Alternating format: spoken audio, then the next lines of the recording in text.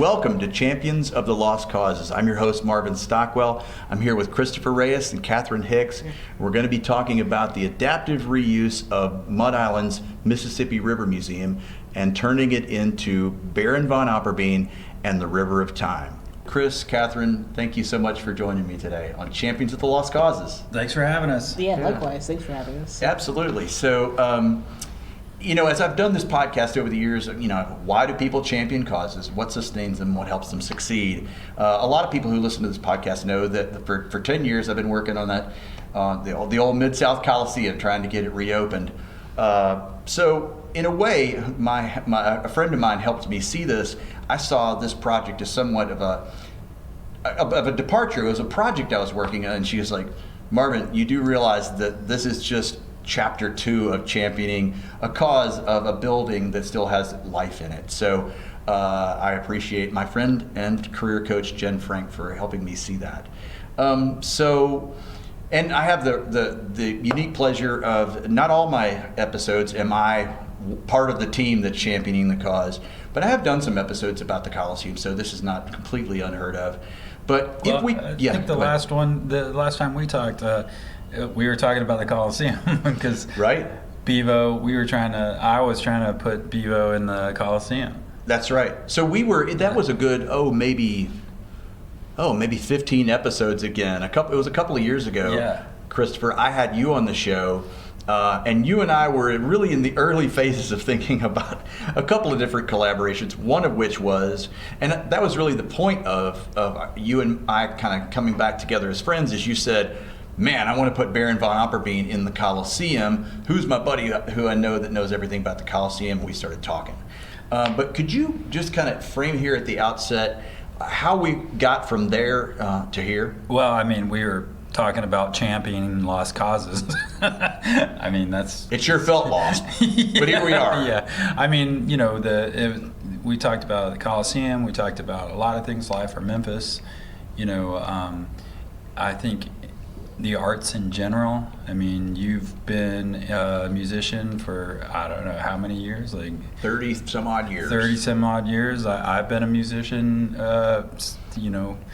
for probably about as long. It's like we've all, I think Memphis creatives have all been, they're accustomed to that struggle of being a creative, you know.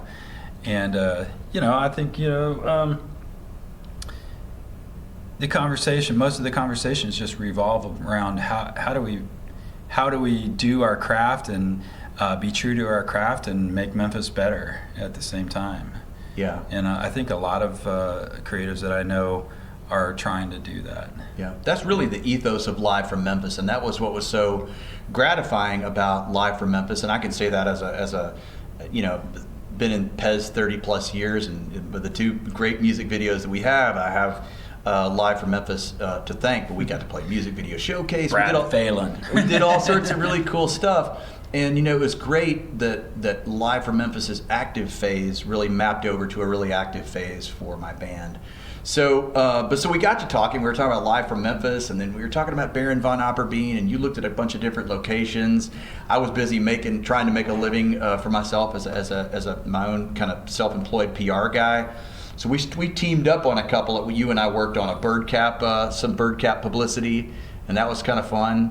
But yeah. Talk about how last fall, how did the idea of the possibility of the Mud Island River Museum come into focus? I think it was actually before last fall. Last fall is when we first came in here, in November. But dial it back even further. Yeah, back further than that, I was,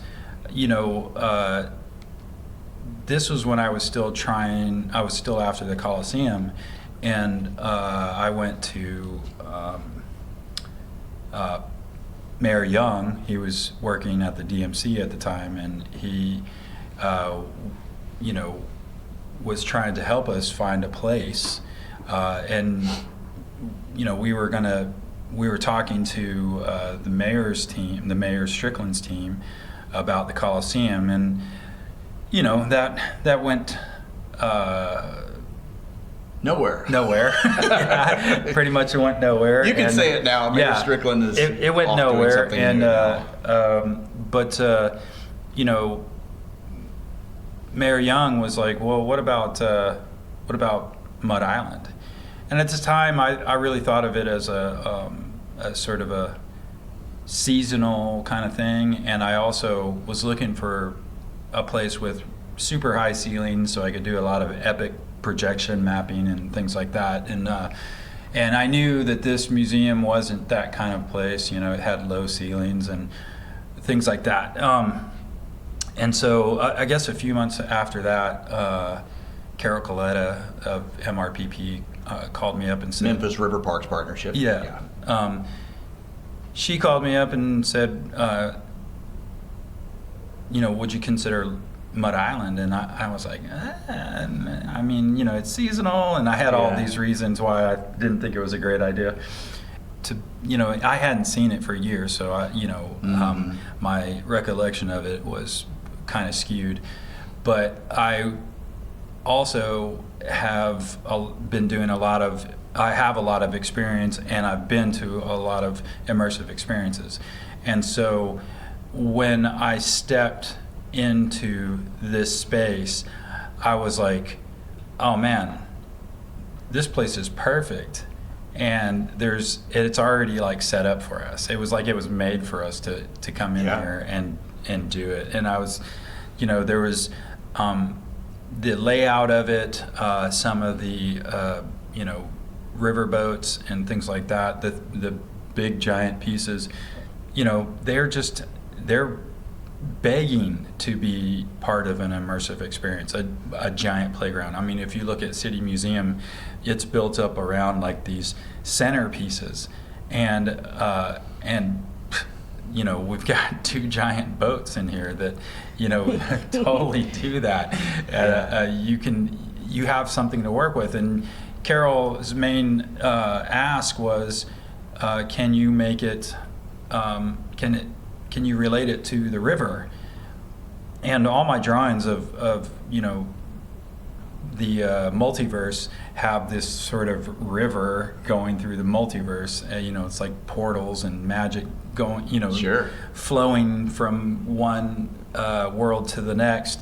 And I was like, of course we can make it, relate to the river. I mean, river of time. River of We're time. done. It wrote itself, right? Yeah, it wrote itself. Yeah, and so that's what we just expounded on that, and in like a couple of days we had a solid concept, and that's kind of like the way that we approach things. It's all location based. We're not going to take something canned and just stick it in this location. The location has to speak to us, story-wise, right? And then we'll come in and create a story that fits that location. Yeah, and with 2 boats being in here, I just thought if you can't make it about the river with your given 2 full-size boats, you're not trying very hard. Yeah, no, you wouldn't be very good at storytelling. One of the things that, and once we came in here and we had that initial walkthrough, we thought this is the place, right? And then every subsequent walkthrough, that's when we pulled in our partner Ruben Brunson, who's too sick to be here with us today. I'll get Ruben in on a subsequent interview.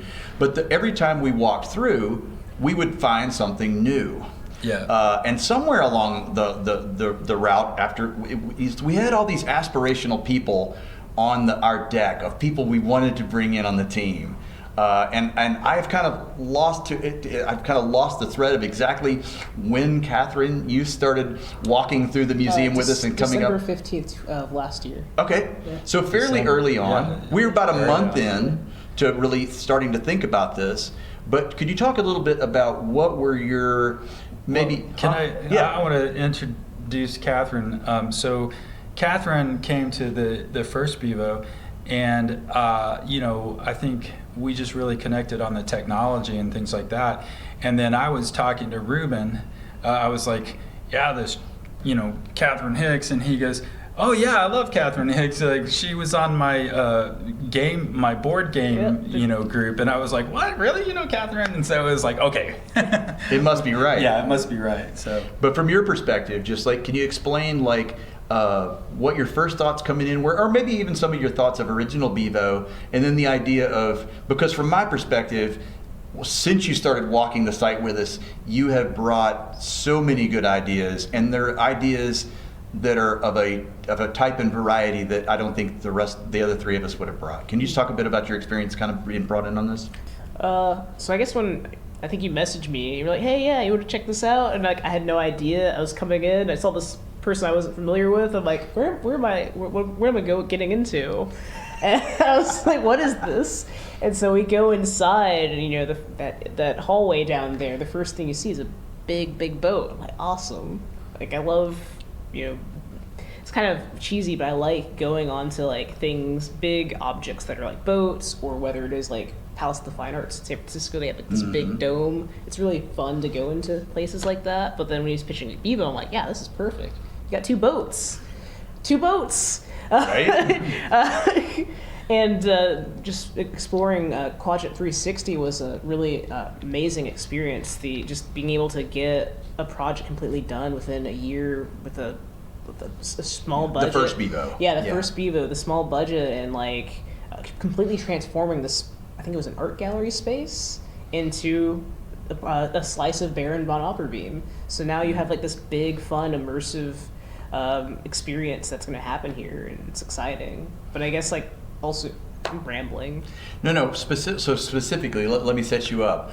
I know that when you had an idea about the possibility for the Louise AI, like when you said that, I go, boom! Like that's exactly what we should do, Kathryn. That's exactly right. Yeah. Like my company now pivoted to more character-focused experiences, but then it was just like really cool because it just made a lot of sense having Louise being an interactive character you can talk to and communicate with and help you like kind of navigate. I guess kind of like a Zelda Tattle. Tattle is that little fairy thing. Sure. In a way, but a Baron and Memphian, unique Memphian version. So, right. Yeah. So the idea being, and Chris, correct me if I'm wrong, the idea here is the Baron is lost in the multiverse. The love of his life, Louise, he has created these AI versions of her to keep him company, but now he's lost. But the AI Louise is still here, and you can interact with her to get clues about the Baron's whereabouts and how to navigate the space. Is that loosely kind of what we're talking about? Yeah, that's loosely it, the concept. But the AI is still here, and the Baron's not. And the reason for that is because, as participants come into the experience, they need a guide, and that guide is the AI. And it's their adventure, not the Baron's adventure, right? It's the person coming to the experience that you want to put on the adventure. They don't need the Baron, Right. The Baron sort of gives the backstory of what you're supposed to do or accomplish in the world that you're in. And the AI helps to guide you that. And when I say AI, it was an AI, it was a character that was supposed to be an AI. This was pre everyone using AI. So now, the AI character is really going to be an AI. Yeah, an AI. Yeah. So I think that's going to be I'm excited about that process, as well as just the other immersive aspects of it, being able to integrate real-time software into it, having essentially a real-time playground, if you will. That you get to interact with and explore, and being a part of that gamified experience. It's a mixture of, I'm a big nerd in like tabletop RPGs, so D&D, Call of Cthulhu, gaming, Baldur's Gate 3, all of that, and then like Meow Wolf and City Museum, and all in one package, but Memphis style. So it is kind of special, isn't it? Yeah. I sometimes kind of have to pinch myself. But as I've looked, and I haven't been to as many immersive experiences as y'all have probably. I've been to the Meow Wolf in Denver, and I've been to Original Bevo, and I went to Otherworld in Columbus, Ohio. And as I look at they don't get a lot of love from the industry, but I think Columbus, Ohio, the Otherworlds, they've done a really good job at their experience. Oh, it's we paid $80, and two of my kids and I went through it, and we spent 2.5 hours. We had a blast. In fact, I know this might be heresy. I liked Otherworld better than Meow Wolf. What? Yeah, but I mean, I've only been to one Meow Wolf, but I didn't think that the kind of like game aspect was as good at Meow Wolf as it was at Otherworld. And when I compare it to what we're planning to do here at Mud Island, I really feel like we're going to one-up the immersive industry by having something with greater narrative depth, greater character development depth, the climbability and playground aspect of the City Museum, with the artistry of something on par with Meow with the projection mapping. Chris, how much of that was really your intent from the start? And I know it was your intent at the start, but can you talk just a little bit about how being in this space and seeing the possibilities of this space with punching through walls and how this place connects, how that is really just all the more kind of like fleshed out in reality? Yeah, well, let me just say first off that I'm a believer in play, right? And so, in my mind, Meow Wolf doesn't really lean towards that. It's more of a gallery space, and it has artists, and they create their art there, and there's some stories and there's some game aspect to it, and there's some play to it, but it's not like the City Museum. The City Museum is just like the ultimate in playgrounds, right? And I've been to City Museum, many times. I will continue going back to City Museum many more times. But with most immersive experiences, once you've seen them, you've seen them. And you might see them again with a friend, but you're not going to go 3 and 4 times unless it's changing on a regular basis. So a lot of immersive experiences rely on tourism and just like the crowd changing out on a regular. And I didn't really view it like that. I wanted to create something for our community to build a community around. And if you want people to come back on a regular, you've got to have that sense of play, and all the bells and whistles on top of that, need to augment that. And so that's where we get into, okay, it's basically a playground. We add visual effects, audio and visual effects. We add story, and then we add gaming, and you mash all those things together, and that's when you have something that's like really special. And you can simply run around and play, crawl, climb, slide, or you can take a little deeper dive and get into the story. And then if you want to take another deeper dive, you'll get into the gameplay. And then once you're in the gameplay, you're going down the rabbit hole. Yeah. You can talk more about that. Yeah, it's just like it's pretty cool. Just you're in a real life gaming, but also immersive storytelling scenario where you have infinite possibilities. You choose your own path. You chart your own destiny in the land of Bevo.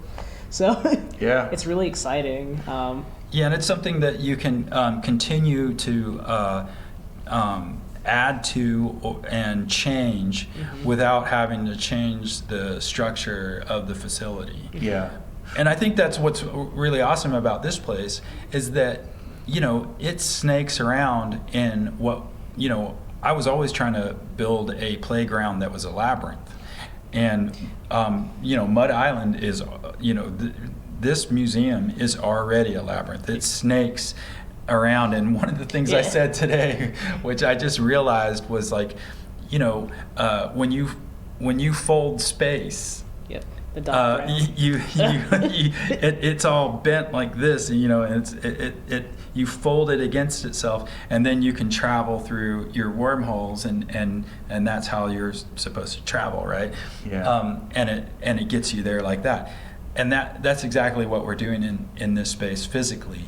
Because if you follow the linear path through the entire space, it takes you forever to walk through it, right? Yeah. But with where we're planning on, putting portals, I'm doing air quotes, portals, that will help to jump you to other worlds. I mean, that don't seem like they're close together. Yeah. Like I can imagine two friends being here together, and one of them thinks, "Oh, my buddy's lagged behind," and then 2 rooms later, his friends beat him there. It's like, dude, how did you get here? Yeah, it's because he took the secret doorway into the secret chamber that allowed you to get into the secret portal that jumped you into the next world over. And that sounds crazy, but that's exactly what what's the space allows. That's what's happening here. Yeah. So actually, for this podcast episode, it's not like we're going to go on a walking tour to explain everything like we have been on these tours for potential investors and collaborators.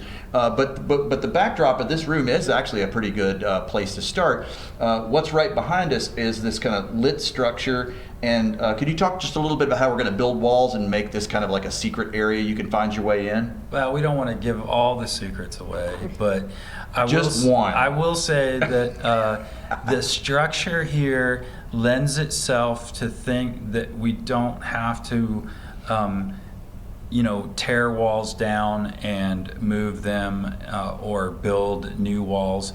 Of course, we've got to decorate and have like these fixtures that are themed, but this space lends itself to us just coming in, and it's really given us a head start on building something. It's like we say over and over on the tours. You've said it. Everyone said it. It was made for us. They were making this space for us here in the future. Yeah, they just didn't know it. Yeah. Talk a little bit about, because the theme of the show, why do people champion causes, what sustains them, what helps them succeed? Often people who champion a cause, whatever it is, they have to almost like endure the long, slow slog. Mm-hmm. And sometimes you are going to be at a portion of the journey where you think, am I ever going to break through?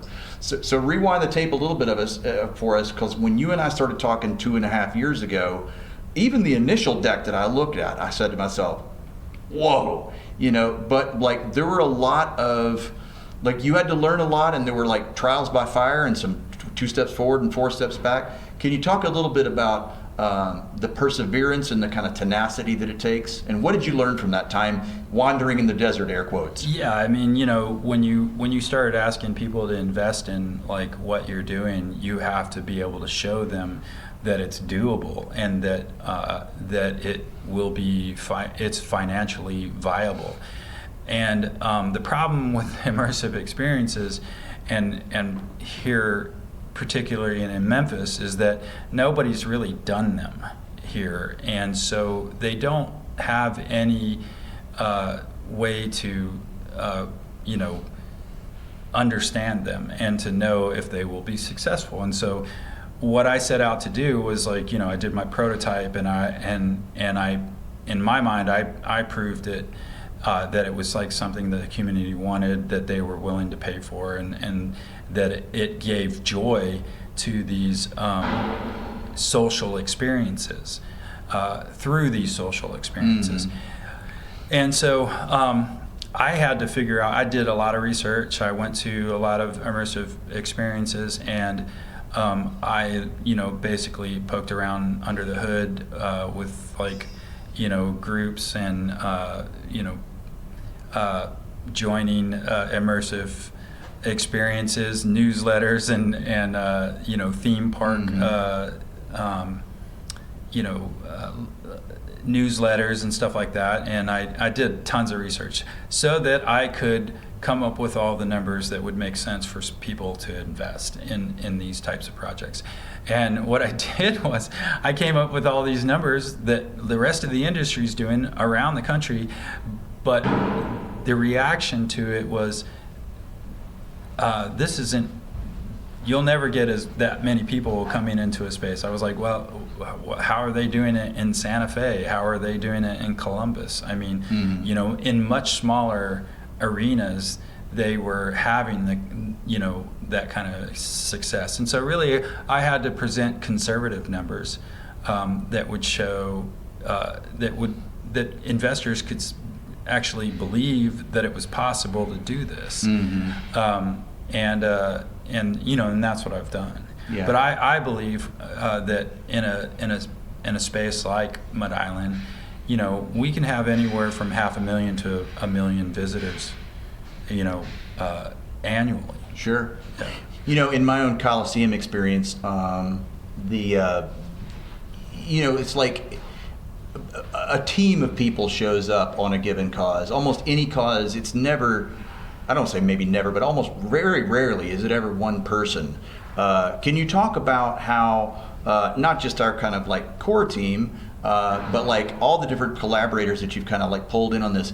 Can you talk about how pulling in other people and who have different areas of expertise has kind of like helped you get from conceptual level to sitting here on the doorstep of the build out at Mud Island? Oh yeah, well, I mean, I have a film background, and you can make films by yourself, but it's not that much fun, and there's you're limited. Do you guys want to pause until they're done locking up the doors? They'll be locked. Yeah. Oh yeah. Well, I'm not really catching much of it. All right. Oh, okay. A little bit. Yeah. But it's. Yeah, it's kind of that's sporadic. cool. It probably shouldn't have taken that long. Yeah, they're just there's like 3 door chains. They'll be done locking them up in Yeah. a second. I think acknowledging it is Quick enough. water I think you can break. just keep Yeah. Okay, Yeah. good. Securing And so you can hear the Mud work Island. around us right Securing now. Mud Island. No. In all seriousness, this is a working space. Yeah. This Mud Island is open, albeit minimally. I Yeah. see that the river walk was being Yeah, filled people with act water like today. it's not open, but it is. It has been open. People come over here all the time. I mean, I've seen people come over here and go, "Oh, Mud Island, it's not open, and it looks so horrible," and blah blah blah blah. But I see people running through here, exercising all Yeah. the time. There's people riding their bikes through. There's people riding the scooters through, and those people really don't care about whether the water's in the river model or not. They're using Mud Island because it's a community resource, and it's there's some trails and some pathways Sure. that they can use for exercise and things like that. So it's not dead. It's really not. It's not. That's been a big revelation to me, is that as we've been down here working, it's like you see people still continuing to enjoy the park. Yeah, and tourists are still coming. I mean, you see them. They still come over here. They walk around. Sure. And then they leave. Yeah. I mean, and you go, well, there's nothing for them to do over here. But there is. It's a great view of the city. Sure. It's a great view of the city. And it's a great view of the river.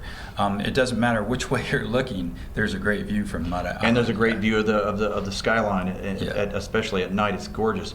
So the park's open. There's stuff to do. It's a great natural resource. Now, of course, what we want to, it's a great civic asset. But of course, we want to give them more stuff to do. What were you talking about? Let's go back to no. before I we was started just talking about the chains. So we heard the chains, and that's our colleagues at Memphis River Parks Partnership, who, it should be noted, have been making steady improvements, changing out light fixtures, test filling the Riverwalk, cleaning the Riverwalk. Yeah, I just saw them filling the river model up with water. So Yeah. I mean, I was like super excited to see some water going. Mud Island's coming back, and it's to me, it's an honor to be part of what's going to bring it back. Yeah. Absolutely. I bring it back and even like just kind of add more traffic even to Mud Island and just Memphis in general. I mean, it's going to set that global industry standard. Right. Mm-hmm. So I think a lot of the public who's like, that you hear making noise about, Mud Island is, they actually don't know what's happening over here. And so that's kind of them venting their frustration because they don't know what's happening over here. But if you're over here every day like we are now, you see the things that are happening, And the you good- know the things that are in the works. Sure. You know? There's just like, you know, it takes time. It does take time, and the good news is, I think the really good part of that is there is a real clamoring desire for Mud Island to come back. And so people love Mud Island. I mean, as a 7th grade boy back in '82, we were here on opening weekend, and it's important to remember that this was a huge occasion for civic pride when Mud Island was launched. And then I think that latent or that dormant sense of civic pride here in Memphis is just dying for it to come back to life. So that's exciting. I will say that anytime that I've like talked to someone, like even before we got our lease, I was like, you know, I'm looking at Mud Island, and people's eyes light up. They were like, "Oh, that's a great place." Yeah, yeah. And I mean, you know, like Mayor Young and Carol Coletta, you know, you know, I just didn't. I don't know why I didn't think it was like a perfect spot for it, but They saw something we didn't. yeah, it's just like, there it is. You're right. You know, and then. And the public response, as far as like, people do love this island for some reason. And the interesting thing is, so we're recording this on the day where a lot of the media is breaking about Baron Von Opperbean. And so just the response on social media today and in the article threads or whatever has been incredibly positive. People are excited about Mud Island coming back. I know. Go ahead. I was going to say, you know, even before, you know, like, and before COVID, you know, I mean, even after COVID, you know, Sarah and I were bringing the kids over here to walk the river walk, and even before that, before COVID, you know, we came over here for the rockin' romps. Rockin' romps. You know, the rockin' romps are always fun. You know? Can you explain the Rockin' Romps? Yeah. Rockin' Romps, I was on their board for 8 years, and it was basically concerts for families. So it's not kiddie music. It was bands that were playing clubs. So parents, it solved the problem of parents with young kids can't get out to the High Tone or other clubs. And so we would put a lot of those bands that would play the clubs on a Saturday or Sunday afternoon at an outdoor public location like Mud Island. And then kids would get in for free, Yeah, it started in backyards until it got too big for the backyards. So kind of like the Porch Fest in Cooper Young in a way? Very Porch Young Festy. Yeah. Very family friendly. It was before there were more family friendly, you know, Rail Garden is kind of like your perpetual rock and romp in a way. But back in 2006, when our mutual friend Stacy Greenberg said, by golly, we ought to have a rock and romp. We founded Rock and Romp. I joined the board 2 years later, and it just grew and grew and grew and grew and for the last 4 years of our existence, so maybe 2011 through 2015, opening the season's first Rock and Romp was always tethered to Mud Island opening day. Yeah, I'm pretty sure. And it was always one of our biggest. I'm pretty sure Matty Lou's first concert was a rock and romp. Yes. It's like a fun. That name sounds like a ride in a way. Yeah, it totally does. Yeah. We got to have a rock and Well, romp. it definitely was a ride over here because the kids were sliding down the hills on cardboard and running around and jumping in the water. And from one of the articles I saw, just people just in costume sliding around Mud Island. I thought that was really cool. It reminds me of the like kind of the running festivals, like the Star Wars running festivals or whatever. Oh, cool. Yeah. Yeah, I think definitely a lot of things could happen over here, and I think it's just a underutilized civic asset. But we hope to change that. As a PR pro with my own publicity practice, I'm proud to be partnering with my friends at Muckrack, an all-in-one platform that helps me build relationships with journalists and deliver timely, useful information about the causes I work to publicize. Not only does Muckrack give me the tools I need to land media coverage, it matters to me that they've worked to build community with PR and journalism professionals to add value to our work. For information on how Muckrack is helping organizations, PR teams, and journalists work better together, visit muckrack.com. So last summer, I went on a Champions of the Lost Causes podcast summer road trip, and my son Cormac engineered the show, and our oldest Vive, home from college, helped me drive. And by the time the thing was over, our other daughter Amelia joined the merry fray, and we went out for 5 weeks out west, seeing people championing causes elsewhere in the United States. And one of the things that we started to do, I mean, it was basically based on my kids' interest, is we started stopping at these comic book stores that had anime and mangas and they were so aware of these mini universes, and that's when I really started to get a sense of the lore around franchises. And my daughter Amelia was just explaining to me the backstory, this elaborate backstory of, I can't remember the video game franchise, but she's like, yeah, the game is too hard, but I love the backstory, so I've read all the lore. Is it a Dark Souls game? I don't know. Cormac, you know it. Yeah. Dark Souls. So is it Elden Ring, or is it the other Dark Souls? It's that. Yeah. It's Elden Ring. Yeah. But my point is, she didn't even want to play the game, but she was so invested in the lore that she'd gone and watched all the videos, and she was stopping and looking through these big, hardbound books with all this lore. So I thought to myself, when I map that thought over and I think about how people consume content these days, I think of the possibilities for an episodic series, graphic novels. In your gaming experience, can you talk a little bit, Kathryn, can you talk a little bit about, like, what's been your experience of recognizing what I was just, because that was a revelation to me, right?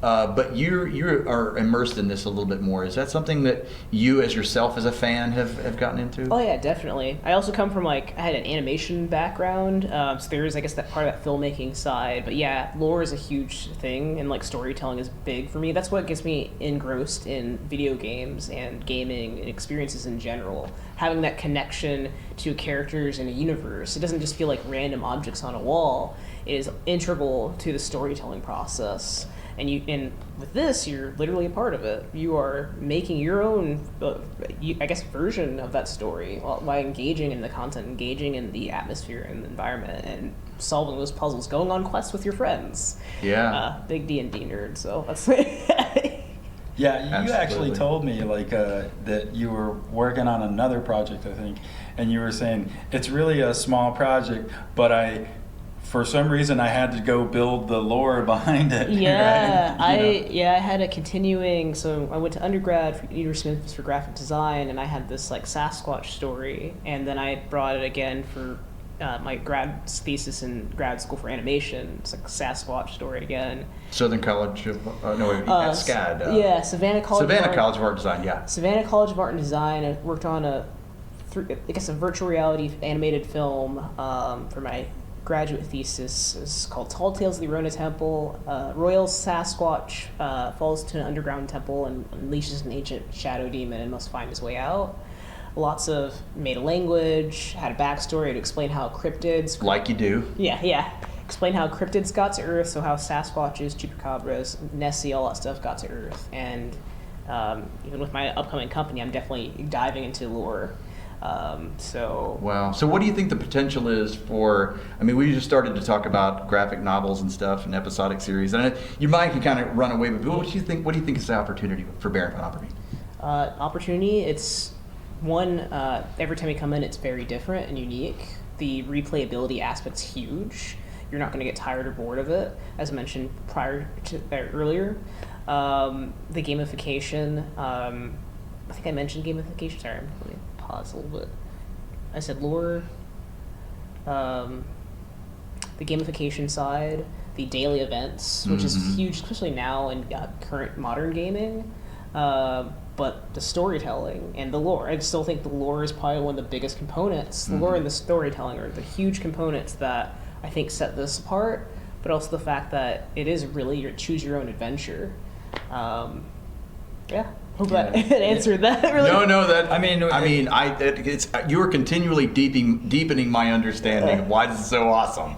Yeah, I think as creatives, we sort of nerd out on world building, right? And that's when you do something like this, you have to build these worlds because everything has to have a reason. If it doesn't have a reason, it seems hollow, you know. And you know, the people playing the games, they'll.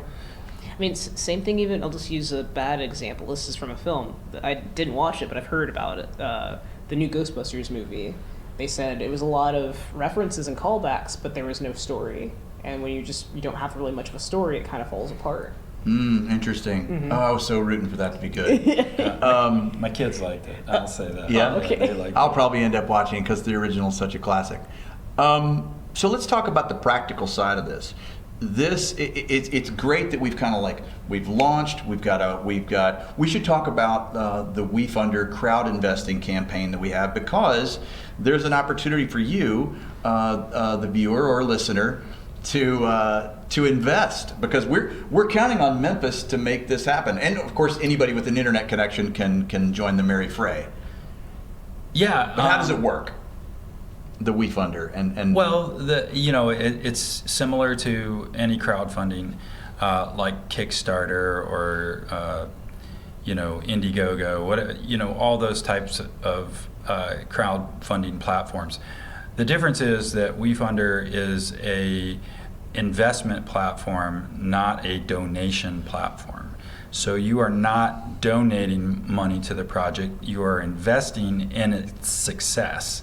And if it is successful, or when it's successful, you share in the success financially. So I should note, asterisk, all investment involves risk, right? That's correct. The legalese around this is, of course, I mean, it is an investment and there's a risk to it.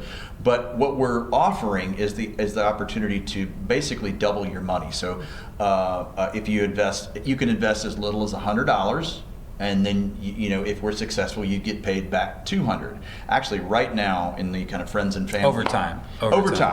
Yeah. But it's basically a 2x of your money if we continue to do well. And I hear we've actually raced out the gate this morning, so I'm excited about that. And I think the reason for doing it this way was, we're looking at this like this is a community project. We're using local artists. It's for the local community. Obviously, tourists will come, and we want tourists to come too. But we really want this to be a center of focus for the creative community and families who want a social experience together.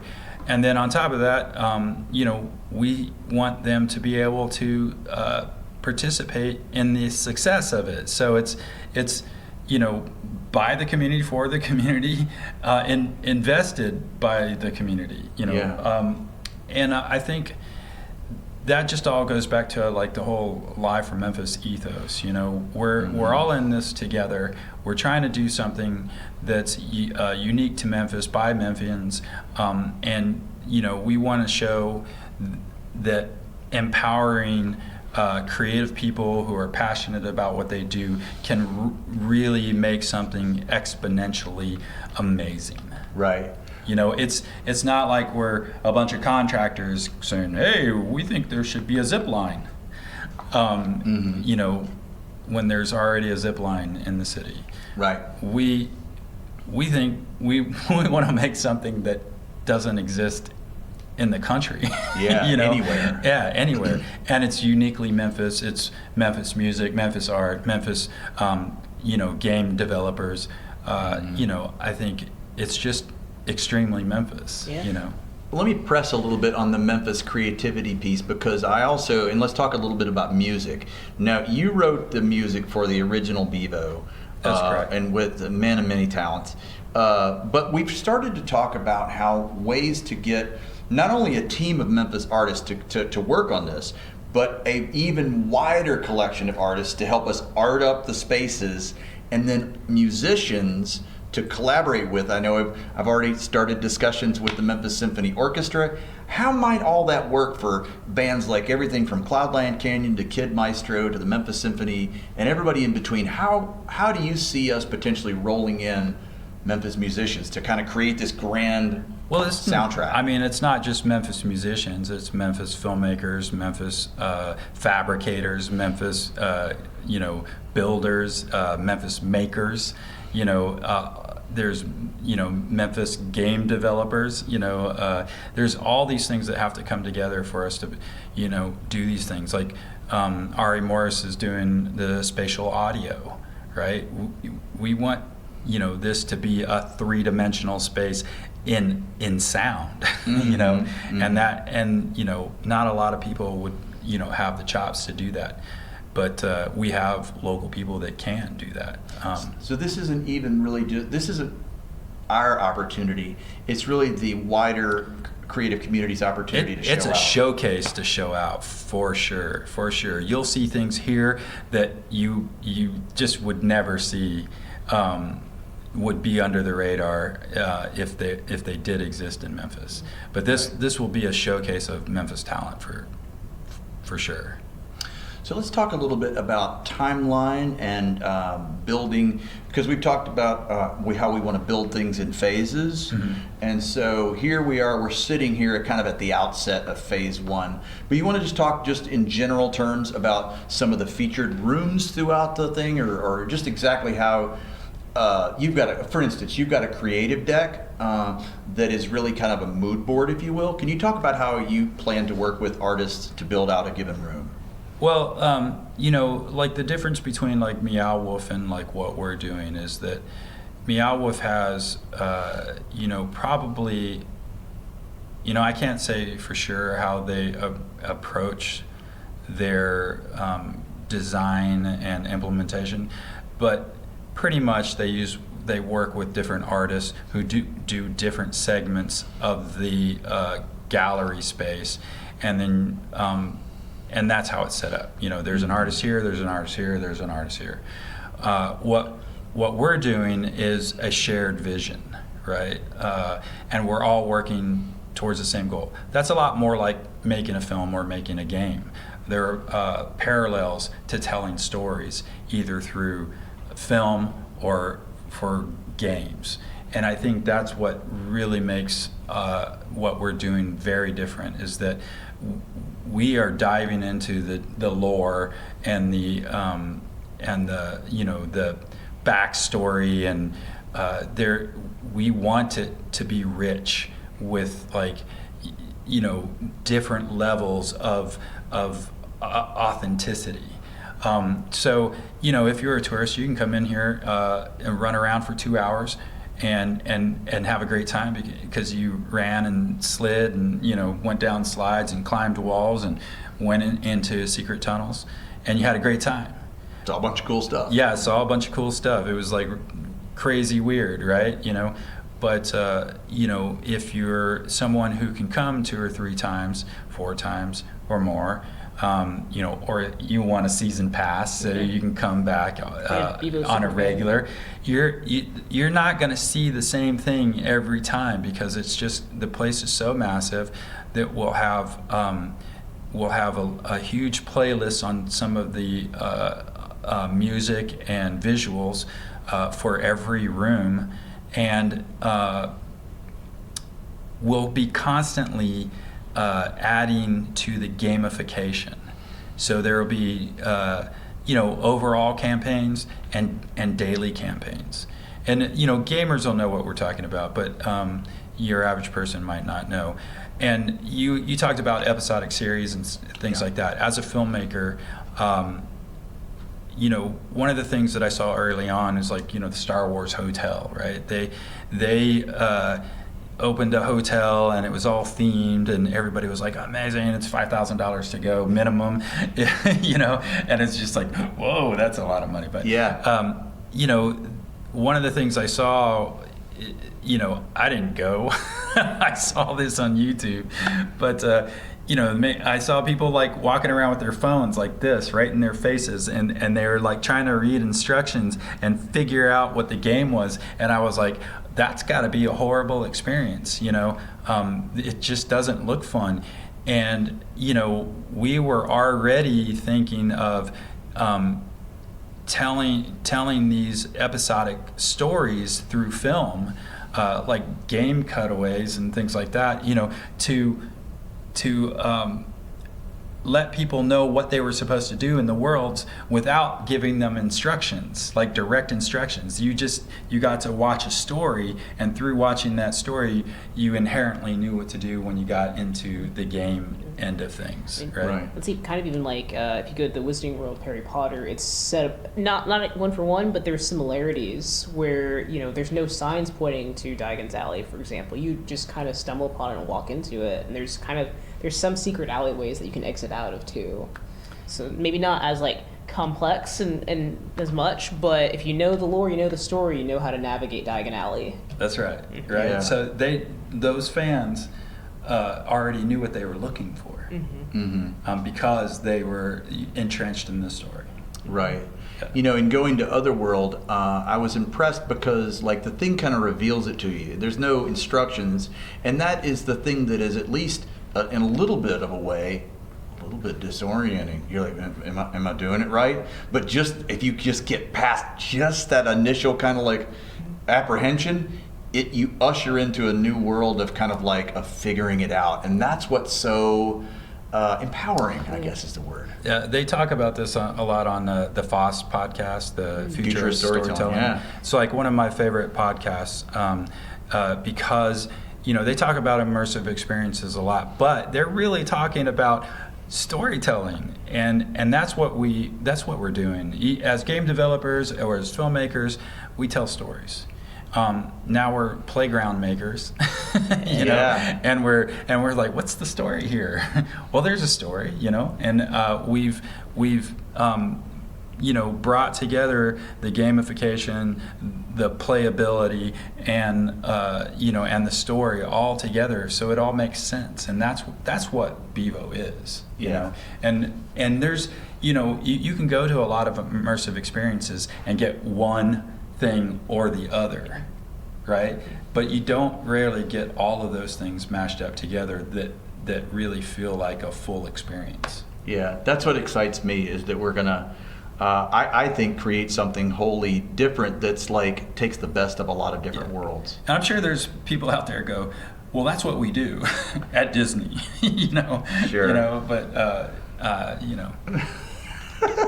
proof is in the pudding, right? I also heard on the Galaxy, I don't know, the Star Wars hotel ride or experience, whatever hotel you can't escape from, literally, but that they had the same script for each adventure you went on. So if someone else had the same thing, they're just going on the same experience. And I feel like what's unique about this is it's not a script. It's not like you literally forge your own path. Right. Mm-hmm. Can you talk a little bit about how we're going? Because we talked about, I think we briefly mentioned actors in the litany of different stuff, but can you talk about the kind of like dual use of having people acting and in costume? Yeah, it was, if you go to Meow Wolf or a city museum or a lot of these other places, there's always someone over there lurking in the corners watching you, making sure that you're not doing anything you shouldn't be doing. And it's not like it's bad. It's just like, it's safe for safety, precautions and things like that. We saw it and we looked at it as an opportunity to have those people be a part of the story. And so we were like, let's have cast, let's have actors, and in true collaborative fashion, we were like, okay, well, let's get the theaters involved. Let's get the film people involved, and have these really engaging folks that they're gonna keep an eye on you, but but they're part of the story. Sure, and if you turn to them and ask something, they're going to know, they're going to have a certain knowledge base and know how to react. And I'm guessing, I don't know, I'm guessing there's going to be a number of cosplay, characters like roaming around in these weird worlds. It's kind of even like this. It just closed down, but Evermore was very much built upon role playing. Mm-hmm. It's very fantasy, kind of D&D-esque, but it didn't really have that much entertainment outside of like role playing and food. So there wasn't, there wasn't the gamification, there wasn't the like interactivity and like puzzle solving and the extra elements. So, but that's an example of like integrating characters into an immersive experience. And I feel like there's another one, but I forgot it. So See, there's just a giant like board of many colors out there, and people have tried painting with them, and we're painting on a canvas, and we, in a way, we have the benefit of seeing and kind of like saying, oh, I see what they're doing over there, that's a good idea, but we're going to take it in-house and think of it in our own creative way. Mm-hmm. Another, when you said collaborating... Without the Disney budget. Without the Disney budget, no, absolutely. So we should circle back and say we're trying to raise $10 million. We need $5 million for phase one, and we've made a good march out with our WeFunder campaign. But we need you, those watching and reading the stories that are breaking today, to get involved. It's funny when you say that number too, like the range of reaction that you get, because some people go, "Oh my God, $10 million, that's a lot of money. What are you spending it on?" And then you have other people that go, that doesn't sound like you're asking for enough money, Exactly. And a lot of those people are used to dealing with contractors and getting everyone else to do the project. So, it's interesting. But I can say that with all the hands that will need to come together. That's why we're asking for that money. And there's a lot of technology. There's, projection, isn't cheap. Not cheap. Transparent video walls are not cheap. Spatial audio is not cheap. Spatial audio. And we want to pay people. That's right. A fair wage. We're not asking, well, we are asking for volunteers, but, not everyone will be volunteers. Like if you're doing a core feature here, you're getting paid, in one way or another. But we still need help and volunteers for people that may not have a great skill set, but they want to be involved. They can be, sure, and they can volunteer, and we'll put them to work. Right. I mean, that's we need all kinds of skill levels. Sure. Another aspect of collaboration is how we are asking people to help us gather reusable materials. Well, can you talk about that? Yeah, reusable materials. I did the first one. A lot of people were like, well, is this second one going to be like the first one, made out of cardboard? And I go, no, it's not. Well, yes, it is. Yes, we are going to use reclaimed materials, and there will be a lot of things that you look at and you go, wow, that's an amazing sculpture. And when you look at really close, you go, look at this detail, and then you go, oh, that's a dishwashing detergent bottle, and you'll figure it out if you spend some time looking at it really close. But I personally like that. I think that makes it interesting, and it doesn't look like, even Disney's The Star Wars Hotel had things that look like, they just glued them onto regular walls, and I don't want anything to do with that. I want it to be handcrafted. I want it to be interesting, and using recyclable material or reclaimable materials, is a great way to do that. Will some things be made out of cardboard and paper mache? Yeah, of course. Yeah, that's but you won't know it. Yeah.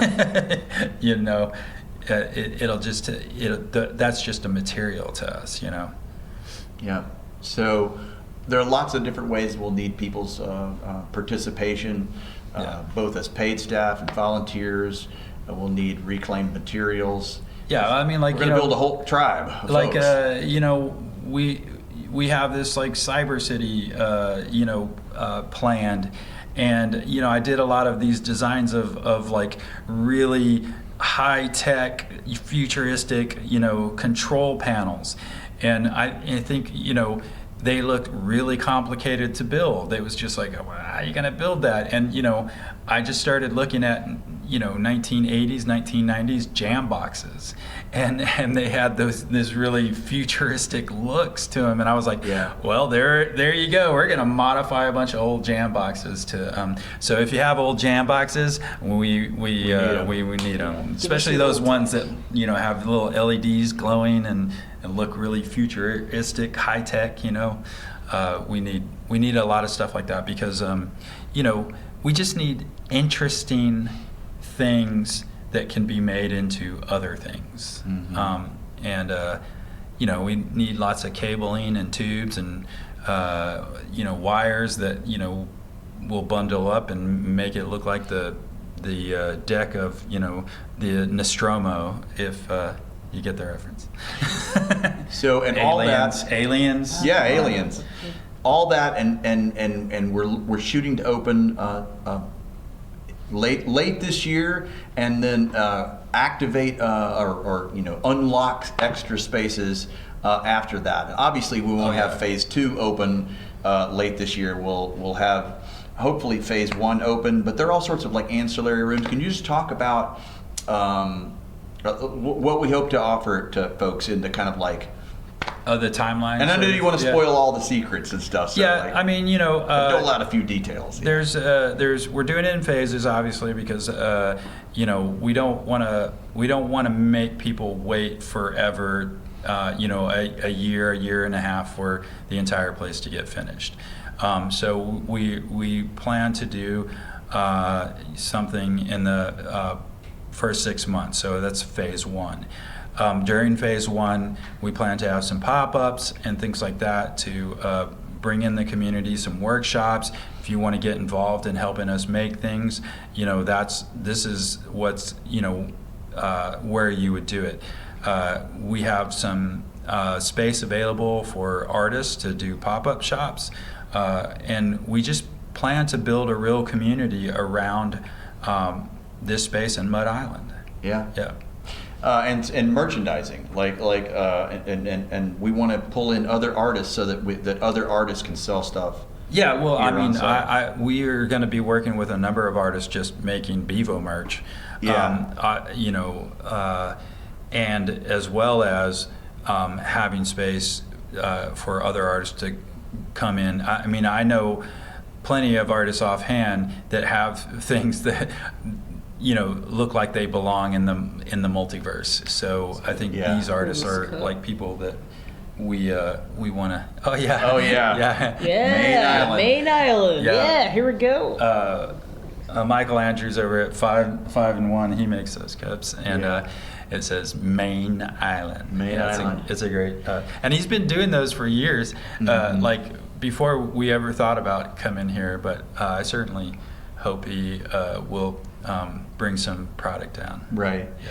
So as we kind of move to close here, and like I said, one of our kind of core 4, Ruben Brunson, was too sick to join us today. I'll have to have Ruben on for a subsequent episode because he has really contributed hugely to the project from his kind of like entrepreneurial. We should ask this. Say some good things about Ruben while he's not here. Let's talk about Ruben. Man, Ruben has been instrumental putting this team together and keeping it together and moving forward and doing all the financials and really just stitching everything together so it's a really great package. I mean, when I first did this by myself, I did a lot of things, but it was just kind of off the cuff. I was working toward, I knew what the end goal was, and I had enough skill set to do a lot of things, but you can't do everything by yourself, and it really takes a village and a team, and Ruben's a great leader. You know? Yeah. One of the interesting things was, like, you and I had originally started talking about the rebooting Live from Memphis, and it was then that I turned to Ruben and said, you've got, he and his wife Lori, another friend of mine, were both entrepreneurial coaches at Epicenter, entrepreneurs in residence. Yeah. And so I turned to them and said, you know, Live from Memphis could use a kind of like better business plan undergirding it. So we had 6 months, 8 months, maybe up to a year of occasional lunches and coffees with Ruben. And then when you and I walked through the site on Carol's invitation, that's when Bevo came off the back burner and we front burnered it. And then Ruben didn't miss a beat. He was like, boom, yeah, let's business plan Bevo. Yeah. And we just haven't stopped. Yeah, and like something you just said, it's weird how a lot of these we're going to be working with a lot of different organizations, and these organizations are all working to make Memphis a better place, you know, and I think this is a project that we can all participate in. Mm-hmm. And I think we will, and everyone that we've talked to so far, from individual artists and creatives to you know, large organizations, mm-hmm. they've all been excited about working on it. Oh, for sure. So as we wrap up here, now that we've taken sidebar, we had to talk about Ruben. Well, you have to say about Ruben. Oh, you say anything about Ruben you want, if you have anything to add about Ruben. I thought it was cool that he made this board game that was very cryptozoology based, so that's very warm place in my heart. He's just also just really cool, friendly person, awesome. And Yeah. We were also nerding about powerlifting, yeah. Oh, of course, y'all have that parallel as well. Yeah, you guys are both power lifters. Yeah, that's so crazy. Because, of course. And game developers. And game developers. Yeah. It all fits together. Isn't that totally a Memphis thing, that it just fits together like Lego? It's so crazy. Yeah, I mean, I think we didn't like go out looking for each other. We all just kind of like gravitated to each other, and I think we have a great team. Yeah, you know? Mm-hmm. Agreed. Yeah. So as we close here, and I'll ask you both a question. I'll start with you, Chris. Is what do you hope, as an artist, personally, to bring to the table here? What do you, in your heart of hearts, what do you want to deliver as the kind of like chief visionary who had this idea? And then more broadly, what do you hope that the collective Voltron together team of creatives can put on the world map? Yeah. Well, I would like to see this vision of this multiverse come together, because when I did this, I first got it in 2016. I did Fish, right? And I saw the joy that immersive experiences brought to participants at Crosstown Concourse. At Crosstown Concourse, right? And it was just like, you know, that was a room with 4 walls with murals and some projection mapping and some audio, and it was amazing, and people were really moved by it. You know, I'd sit over there in the corner and just see how people came in and reacted to it, and they would stay in there for a long time, looking at things over and over and over, because they always saw something new. Mm-hmm. But you know, I want to create something amazing for the Memphis community to participate in, not just to create this, but for the end user, because I have 2 daughters, right? You know, mm-hmm. and I just believe that these kinds of things bring joy to people. So mm-hmm. that's my first, the first thing. The second thing is, I believe Memphis creatives, really, some might not say this, but I just think this is something that we can do as a community that is just gonna just catapult Memphis creatives into just a whole different level of in the world's eye view, right? because this is like stuff that no one's doing, right? But Memphis can do it. Yeah, I think Memphis can do it. I mean, sure, there's people that are doing it on a really high-end level, but I believe that we'll make something totally unique, totally special to Memphis, and people will love it and come here to see it. You know? Yeah.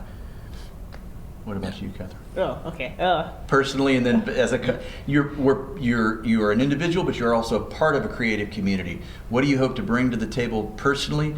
What satisfaction of you personally making the most out of your contribution? And then what do you think is possible for Memphis collectively to bring to the table? Collaborating with Memphians and on a Memphis project. So I guess I don't know if it's triple M's. I don't know how many M's we're in at this category, but adding all the Memphis M's into it.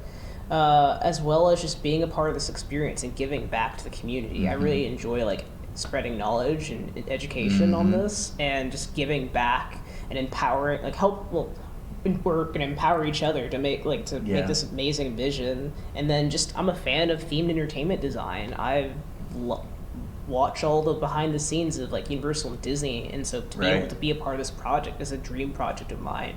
It's both immersive, I guess my industry, XR industry, as well as like themed entertainment design, and it's a true marriage of both. And where I'm not doing smaller mobile attractions, which is fine, but doing larger scale, but you don't need to carry anything. You just bring yourself, bring your friends, bring your family, and you're on this journey. Yeah. Wow. I guess asking myself the same question, me as a member of this team, I'm a big, and I think this is something I think it's safe to say we all share. We're all Memphis homers. We all love Memphis. We all love Memphis. Absolutely. When I was a little boy, my very first job was downtown. I was 9 years old. My family owned the very first frozen yogurt place in Memphis, the Yogery at Court Square. And I had on one day, and I can see it in my mind like a movie. I would work there summers with my mom, and we were walking back to our car. And for the first time, I noticed that downtown was boarded up, as it was in 1979, right? And I said, "Mom, what was this place?" And she said, "Well, son, I know it doesn't look like a lot right now, but this is our downtown. And you know what? I read an article the other week that said one day it's going to come back." And when you're a 9-year-old boy and you love your mom, you just like, she's tell the truth, right? And so I just accepted it, broadcloth in one piece. And as a 9-year-old boy, you think, well, that's right about next year it's going to come back, right? But here we are 40 some odd years later, and she was right. And honestly, I think there's an interesting symmetry back to Carol Coletta.